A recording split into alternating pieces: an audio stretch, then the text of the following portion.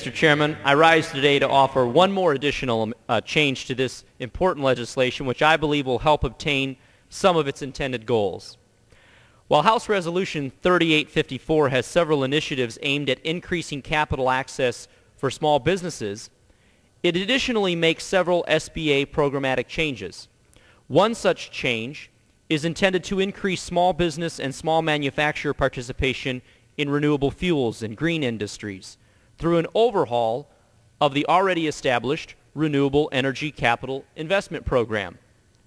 Less than 1 month ago, the Small Business Subcommittee on Contracting and Technology held a hearing where one of my constituents from Peoria, Illinois, Dr. Peter Johnson, testified. Dr. Johnson shared with that committee the difficulty he was having in finding capital investments or loans for the further development of the crop known as pennycress, a winter cover crop which yields potentially as much as 115 gallons of biodiesel per acre as compared to the current 59 gallons from traditional soy-based diesel, nearly twice as much output. I am optimistic that operating at full potential, the Renewable Energy Capital Investment Program, with its matching grant contributions, would be of great assistance to agricultural entrepreneurs across our country like Mr. Johnson. Established in 2007, the Renewable Energy Capital Investment Program, formerly known as the Renewable Capital Investment Program, has been a shadow of its promised self. In fact, to date, the SBA administrator has failed to even issue any rules or regulations for small business participation in the program, despite its establishment nearly 2 years ago. This amendment would first place specific emphasis on requiring the SBA to release regulations for program participation within 180 days of enactment of this legislation. Additionally, the underlying legislation allows for a yearly progress report from the SBA concerning this important program.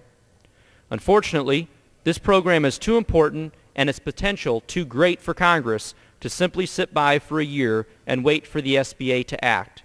This amendment will require quarterly progress reports concerning the status of the Renewable Energy Capital Investment Program, what steps the SBA is taking to encourage and promote participation, and finally, how this program is being utilized by the small business community.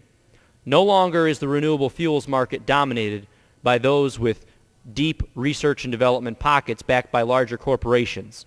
This important program will help ensure small businesses get equal opportunity to participate in the effort to make our country more energy efficient while also establishing new renewable fuel sources. For these reasons, I urge adoption of this amendment, and Mr. Chairman, I reserve the balance of my time. Gentleman reserves. Gentleman from New York. Mr. Chairman, while not opposed to the amendment, I ask unanimous consent to claim the time in opposition. Without objection, gentlewoman is recognized for 5 minutes. Mr. Chairman, green energy presents a world of opportunity for our economy.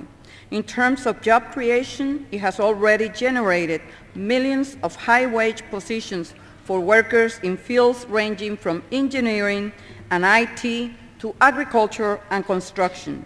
Small firms make up the lion's share of this growing sector, and they will play a key role in our nation's efforts to reduce carbon emission and break free of foreign oil. But they cannot do it without the capital to continue research and production. H.R. 3854 delivers critical capital to the small businesses driving the clean energy sector. Mr. Schock's amendment enhances those efforts.